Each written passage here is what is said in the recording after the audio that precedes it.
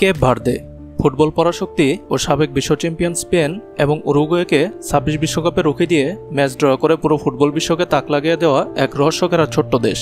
আফ্রিকার উপকূল থেকে প্রায় ৬০০ কিলোমিটার দূরে আটলান্টিক মহাসাগরের মাঝে লুকিয়ে থাকা এই দ্বীপটি এতই ছোট যে পৃথিবীর বহু মানুষ এর নাম পর্যন্ত শোনেনি। হয়তো আপনিও এই ২০২৬ বিশ্বকাপেই প্রথমবার দেশটির নাম শুনছেন। কিন্তু কতটা ছোট এই দেশ? এর মোট আয়তন মাত্র ৪,০৩৩ বর্গ কিলোমিটার। হিসাবটা মিলাতে পারছেন না তো? আমাদের এই ছোট্ট বাংলাদেশও কিন্তু আয়তনের দিক থেকে এই কেপ ভার্দের চেয়ে প্রায় ৩৭ গুণ বড়, এমনকি ঢাকা বিভাগও দেশটি থেকে ৫ গুণ বড়। কিন্তু অবাক করা বিষয় হলো, আজ কেপ ভার্দের ভেতরে যত মানুষ বাস করে প্রায় তত মানুষই বিশ্বের বিভিন্ন দেশে ছড়িয়ে রয়েছে। আটলান্টিক মহাসাগরের মাঝে অবস্থিত এই দেশটিতে নেই বিশাল তেলক্ষেত্র, নেই স্বর্ণখনি, নেই বড় কোনো প্রাকৃতিক সম্পদ। তবুও এটি আফ্রিকার সবচেয়ে স্থিতিশীল ও নিরাপদ দেশগুলোর একটি। সবচেয়ে অবাক করা তথ্য হলো, একসময় এই দ্বীপগুলোতে কোনো মানুষই বাস করত না। হ্যাঁ, ঠিকই শুনছেন। আজ যেখানে লাখ লাখ মানুষ বাস করে, কয়েকশো বছর আগে সেখানে ছিল শুধু আগ্নেয়গিরির দ্বীপ আর বিশাল সমুদ্র। ১৪৫৬ সালে পর্তুগিজ নাবিকরা প্রথম এই দ্বীপগুলো আবিষ্কার করেন। তারপর শুরু হয় বসতি স্থাপন। কিন্তু খুব দ্রুত কেপ ভার্দে আরেকটি কারণে বিখ্যাত হয়ে ওঠে। একসময় এটি ছিল আটলান্টিক দাস বাণিজ্যের অন্যতম গুরুত্বপূর্ণ কেন্দ্র। আফ্রিকার বিভিন্ন অঞ্চল থেকে মানুষ ধরে এনে এখানে জড়ো করা হতো, তারপর জাহাজে করে পাঠিয়ে দেওয়া হতো আমেরিকায়। আজকের দিনে এই শান্ত ও পর্যটন কেন্দ্রিক দেশটির অতীতে লুকিয়ে আছে সে অন্ধকার ইতিহাস। কিন্তু কেপ ভার্দের সবচেয়ে বড় শত্রু ছিল যুদ্ধ নয়, ছিল প্রকৃতি। এখানে বৃষ্টি খুবই কম হয়, অনেক দ্বীপে মিঠা পানির তীব্র সংকট ছিল। ইতিহাসে একাধিকবার ভয়াবহ দুর্ভিক্ষ দেখা দেয়, হাজার হাজার মানুষ মারা যায়, আর বেঁচে থাকার জন্য অসংখ্য মানুষ দেশ ছেড়ে বিদেশে পাড়ি জমায়। আর সেখান থেকেই জন্ম নেয় একটি অদ্ভুত বাস্তবতা। আজ পৃথিবীর বিভিন্ন দেশে এত বেশি কেপ ভার্দিয়ান বাস করে যে দেশের বাইরে থাকা জনগোষ্ঠী প্রায় দেশের ভেতরের জনসংখ্যার সমান। আফ্রিকার খুব কম দেশের ক্ষেত্রেই এমন ঘটনা দেখা দেয়। কিন্তু প্রশ্ন হলো, যে দেশ একসময় ছিল জনশূন্য, যে দেশ ছিল দাস বাণিজ্যের কেন্দ্র, যে দেশ বারবার দুর্ভিক্ষে বিধ্বস্ত হয়েছে, সেই দেশ আজ আফ্রিকার অন্যতম সফল গণতান্ত্রিক রাষ্ট্র হয়ে উঠল কিভাবে? আর কেন অনেক আফ্রিকান দেশের মানুষ আজও কেপ ভার্দেকে ঈর্ষার চোখে দেখে? কেপ ভার্দে ১৯৭৫ সালে পর্তুগালের কাছ থেকে স্বাধীনতা লাভ করে। স্বাধীনতার পর আফ্রিকার অনেক দেশে সামরিক অভ্যুত্থান, গৃহযুদ্ধ এবং রাজনৈতিক অস্থিরতা দেখা গেলেও কেপ ভার্দে সেই পথ থেকে অনেকটাই দূরে ছিল। আজ দেশটিকে আফ্রিকার সবচেয়ে স্থিতিশীল গণতান্ত্রিক দেশগুলোর একটি হিসেবে ধরা হয়। কিন্তু অবাক করা বিষয় হলো, দেশটিতে কোনো স্থায়ী নদী নেই। তবুও আধুনিক প্রযুক্তি ব্যবহার করে তারা পানির সংকট মোকাবেলা করছে। এখন অনেক এলাকায় সমুদ্রের পানি বিশুদ্ধ করে পানীয় জল তৈরি করা হয়। দেশটির অর্থনীতির সবচেয়ে বড় ভরসা হলো পর্যটন। প্রতি বছর লাখ লাখ পর্যটক এখানে আসে। অনেক সময় পর্যটকের সংখ্যা দেশের মোট জনসংখ্যার কাছাকাছি পৌঁছে যায়। সুন্দর সমুদ্র সৈকত, আগ্নেয়গিরি, পাহাড় আর মনোরম আবহাওয়া কেপ ভার্দেকে পর্যটকের কাছে জনপ্রিয় করে তুলেছে। আরেকটি অবাক করা তথ্য হলো, দেশের অর্থনীতিতে প্রবাসীদের অবদান বিশাল। আমেরিকা, পর্তুগাল, ফ্রান্স, নেদারল্যান্ড সহ বিভিন্ন দেশে থাকা কেপ ভার্দিয়ানরা প্রতি বছর বিপুল পরিমাণ অর্থ দেশে পাঠায়। অনেক অর্থনীতিবিদ মনে করে থাকেন এই প্রবাসী আয় দেশটির উন্নয়নের অন্যতম প্রধান কারণ। তবে কেপ ভার্দের সবচেয়ে বড় শক্তি তেল, গ্যাস বা খনিজ সম্পদ নয়। তাদের সবচেয়ে বড় শক্তি হলো শিক্ষা এবং রাজনৈতিক স্থিতিশীলতা।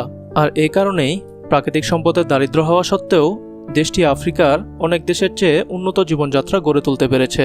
কিন্তু প্রশ্ন হলো, যে দেশে কোনো প্রাকৃতিক সম্পদ নেই, সেই দেশের মানুষ আসলে কতটা ভালো জীবনযাপন করে? ধর্ম কি? অপরাধ কতটা?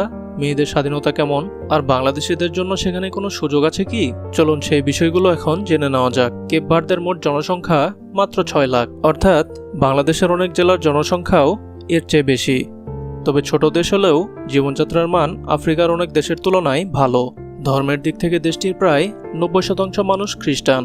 তবে ধর্মীয় সহনশীলতার জন্য দেশটি বেশ পরিচিত। বিভিন্ন ধর্ম ও সংস্কৃতির মানুষ এখানে তুলনামূলক শান্তিপূর্ণভাবে বসবাস করে। আরেকটি অবাক করা বিষয় হলো, আফ্রিকার অনেক দেশের তুলনায় এখানে নারীদের স্বাধীনতা অনেক বেশি। মেয়েরা শিক্ষা, চাকরি, ব্যবসা বাণিজ্য এবং রাজনীতিতে সক্রিয়ভাবে অংশগ্রহণ করে। একজন পর্যটক হিসেবে আপনি খুব সহজেই একা চলাফেরা করা নারীদের দেখতে পাবেন। নিরাপত্তার দিক থেকেও কেপ ভার্দে আফ্রিকার অন্যতম ভালো দেশ হিসেবে পরিচিত। অবশ্য চুরি ছিনতাইয়ের মতো ছোটখাটো অপরাধ আছে, তবে গৃহযুদ্ধ, সন্ত্রাসবাদ বা বড় ধরনের কোনো রাজনৈতিক সহিংসতা এখানে খুবই বিরল। এ কারণে অনেক পর্যটক আফ্রিকা ভ্রমণের জন্য দেশটিকে নিরাপদ বিকল্প হিসেবে বেছে নেয়। তবে সবই যে নিখুঁত তা নয়। দেশটিতে বেকারত্ব একটি বড় সমস্যা। অনেক তরুণ ভালো চাকরির আশায় ইউরোপ বা আমেরিকায় চলে যায়। এ কারণে আজও দেশের বাইরে থাকা কেপ ভার্দিয়ানদের সংখ্যা অত্যন্ত বেশি। সবচেয়ে মজার বিষয় হলো আফ্রিকার অনেক মানুষ ইউরোপে যাওয়ার স্বপ্ন দেখে, আর কেপ ভার্দের অনেক মানুষের আত্মীয় স্বজন ইতিমধ্যে ইউরোপ বা আমেরিকায় বসবাস করছে, ফলে বিদেশ যাওয়া এখানে খুবই সাধারণ ব্যাপার। কিন্তু প্রশ্ন হলো, আফ্রিকার মাঝখানে অবস্থিত না হয়েও কেন কেপ ভার্দেকে আফ্রিকার অন্যতম সফল দেশ বলা হয়?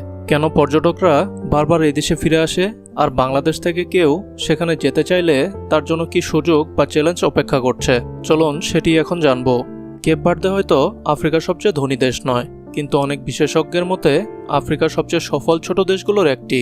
কারণ দেশটির নেই বিশাল তেলক্ষেত্র, নেই স্বর্ণখনি, নেই বড় কোনো প্রাকৃতিক সম্পদ। তারপরও তারা শিক্ষা, পর্যটন এবং সুশাসনের মাধ্যমে নিজেদের অবস্থান তৈরি করেছে।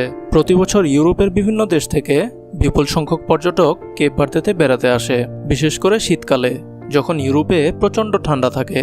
তখন অনেক পর্যটক রোদ, সমুদ্র সৈকত এবং উষ্ণ আবহাওয়ার খোঁজে এখানে ছুটে আসে। এই পর্যটন খাত হলো দেশটির অর্থনীতির অন্যতম প্রধান চালিকা শক্তি। বাংলাদেশিদের জন্য কেপ ভার্দে খুব পরিচিত গন্তব্য না হলেও পর্যটন, হোটেল, রেস্টুরেন্ট এবং কিছু সেবামূলক খাতে কাজের সুযোগ মাঝে মাঝে তৈরি হয়। তবে ইউরোপ বা মধ্যপ্রাচ্যের তুলনায় সুযোগের সংখ্যা অনেক কম, তাই কাজের উদ্দেশ্যে যাওয়ার আগে ভালোভাবে যাচাই বাছাই করা অত্যন্ত গুরুত্বপূর্ণ। সবচেয়ে আশ্চর্যের বিষয় হলো, যে দ্বীপগুলো একসময় সম্পূর্ণ জনশূন্য ছিল, আর সেগুলো আফ্রিকার অন্যতম গতিশীল গণতান্ত্রিক রাষ্ট্রের আবাসস্থল। যে দেশ একসময় দাস বাণিজ্যের একটি গুরুত্বপূর্ণ কেন্দ্র ছিল, আর সেই দেশ পর্যটকদের স্বর্গ হিসেবে পরিচিত। যে দেশ বারবার খরা এবং দুর্ভিক্ষের শিকার হয়েছে, আর সেই দেশ আফ্রিকার অনেক বড় দেশের তুলনায় বেশি স্থিতিশীল এবং নিরাপদ। কেপ ভার্দের গল্প আমাদের একটি গুরুত্বপূর্ণ শিক্ষা দেয়। একটি দেশের উন্নতির জন্য শুধু তেল, গ্যাস বা বিশাল প্রাকৃতিক সম্পদই যথেষ্ট নয়। সুশাসন, শিক্ষা, রাজনৈতিক স্থিতিশীলতা এবং মানুষের পরিশ্রমও একটি দেশকে অনেক দূর এগিয়ে নিতে পারে। মাত্র কয়েকটি ছোট দ্বীপ নিয়ে গঠিত এই দেশটি হয়তো পৃথিবীর সবচেয়ে বিখ্যাত দেশ নয়, কিন্তু এর ইতিহাস, সংগ্রাম, সাফল্যের গল্প নিঃসন্দেহে অসাধারণ। আর সেই কারণেই কেপ ভার্দেকে অনেকেই আফ্রিকার হিডেন জেম বা লুকোনো রত্ন বলে অভিহিত করেন। ফুটবল মাঠের জায়ান্ট কিলার এই রহস্যময় দেশ সম্পর্কে আপনি কি আগে জানতেন? জানলে কমেন্ট করে অবশ্যই জানাবেন। যাই হোক, ভিডিওটি যদি আপনার ভালো লেগে থাকে তাহলে অবশ্যই একটি লাইক দিন এবং শেয়ার করে অন্যদেরও দেখার সুযোগ করে দিন। আর দেশ ক্যানভাস চ্যানেলটি যদি আপনাদের পছন্দ হয়ে থাকে তাহলে অবশ্যই সাবস্ক্রাইব করে আমাদের সাথেই থাকুন। শীঘ্রই আপনাদের সাথে দেখা হবে নতুন কোনো দেশের নতুন কোনো ভিডিও নিয়ে। আপনাদের পছন্দের তালিকায় কোনো দেশের নাম থাকলে সেটি আমাদের কমেন্ট করে জানাতে পারেন। আমরা আপনাদের পছন্দের দেশ নিয়ে নতুন একটি ভিডিও নিয়ে হাজির হব। ততদিন আপনারা সুস্থ থাকুন, ভালো থাকুন। আল্লাহ হাফেজ।